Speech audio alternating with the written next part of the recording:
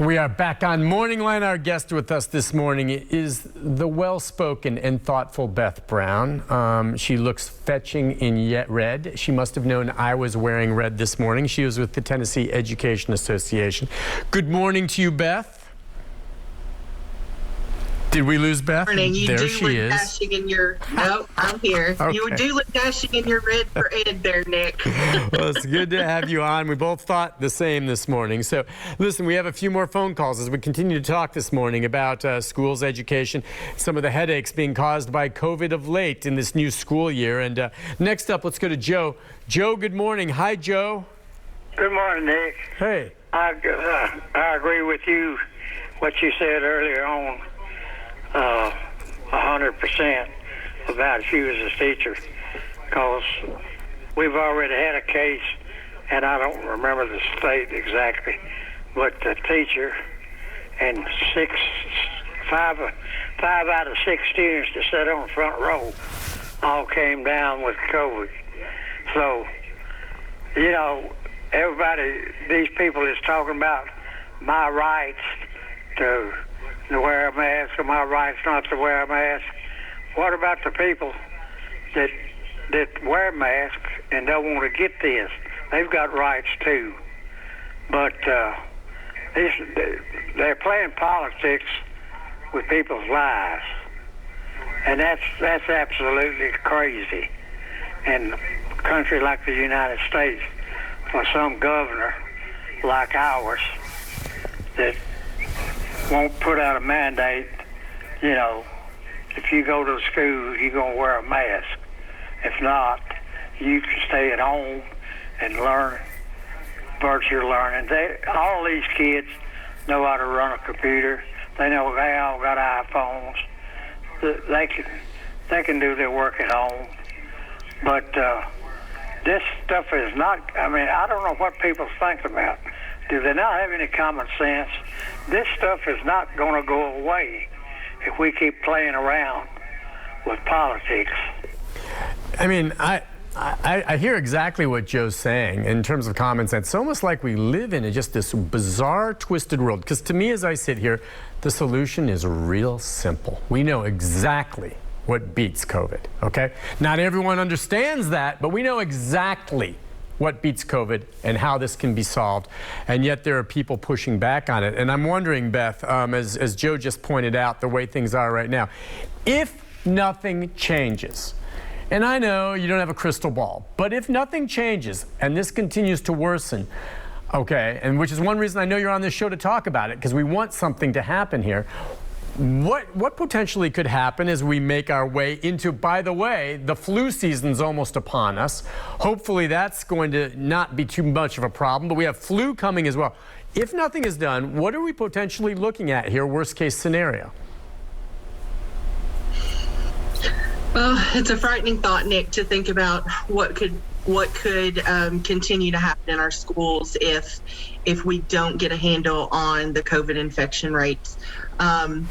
We're already seeing tremendous disruption of student learning across our state due to rising infection rates because of the Delta variant.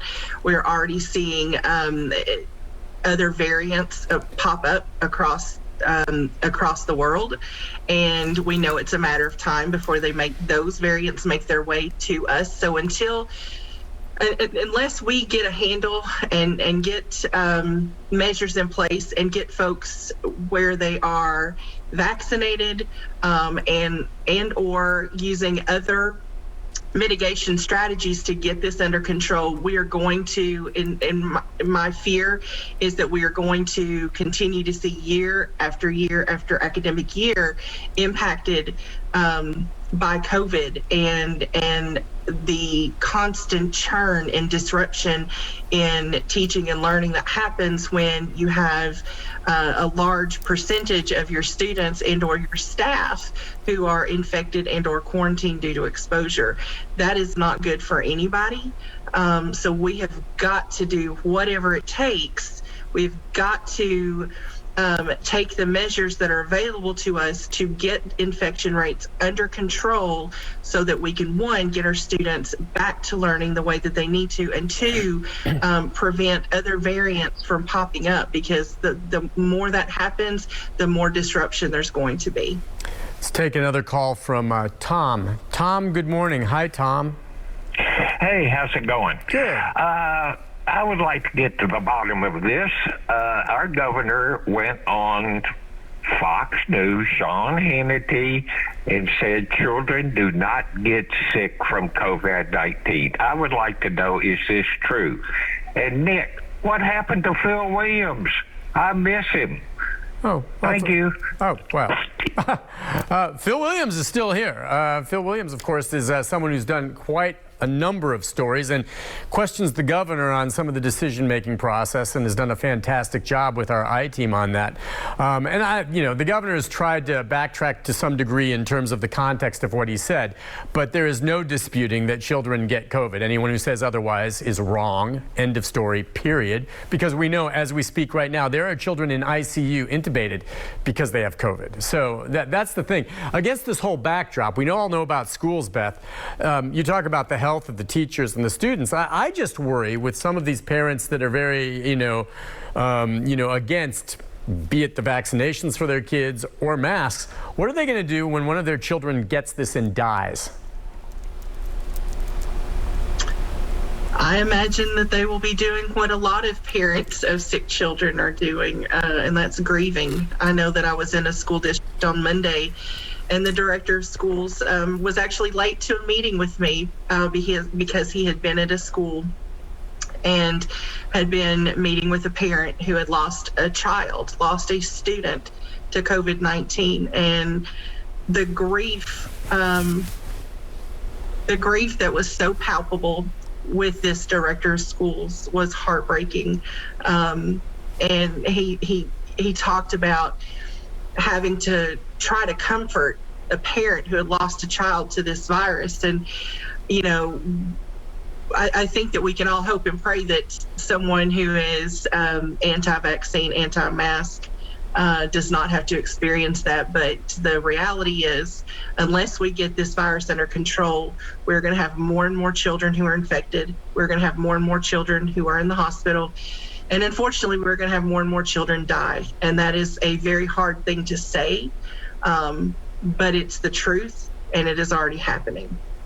What's interesting, and you're absolutely right when you say all the decisions made with regard to schools fall against the backdrop of politics. These politicians that are mandating things one way or the other are doing so, and we know this with all politicians. Yes, they care about their community, they want to try to do what's right, but everything they do goes through the filter of, how does this square with my reelection? Okay, it just is. And that starts at the top with the governor. Everything he does has a political connotation to it. So the fact that he passes an executive order that, takes away the school's ability to mandate means that he must believe the majority of his constituents support this. And for whatever reason, many of his constituents are parents. That's kind of what I think teachers and educators like yourself are up against. I mean, if and when any of these lawmakers come to the conclusion that the majority of their constituents say, no, our kids are getting sick, time for you to step up, we're going to vote your butt out, they're going to change their tune. But they're hearing otherwise. That's the problem. They must believe the majority of those who have elected them, who can elect them again, are in complete agreement with them, which means there's a lot of people out there that think the way things are going right now are just fine. So that's an interesting point. I can share that the TEA conducted a scientific poll, a representative sample of our membership, very, very recently. And what the polling data showed was that the vast majority of our members support masking and support vaccines. That is being demonstrated by a larger national context via polling. And I think we also have to recognize that the loud group doesn't necessarily mean it's the large group. I think that if our communities and our families and our voters are concerned about what's happening in our schools and about students' learning being disrupted and their safety being at risk, then they need to speak up. We can't be the silent majority any longer.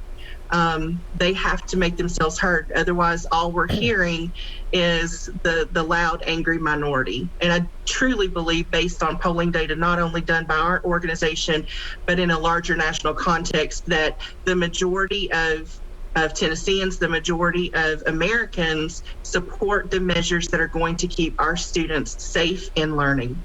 Well, we already see, and it'll play out perhaps if any of these politicians pay for it come re-election time, but the governor is already facing a couple of challenges, including one from a physician who is very disturbed with the way he's handled this. We'll see how the voters view that. Either you like the way the governor has handled COVID or you don't, and that may dictate the way you vote on whether or not he's re-elected. We'll take a break, come back, our final segment with Beth Brown right after this.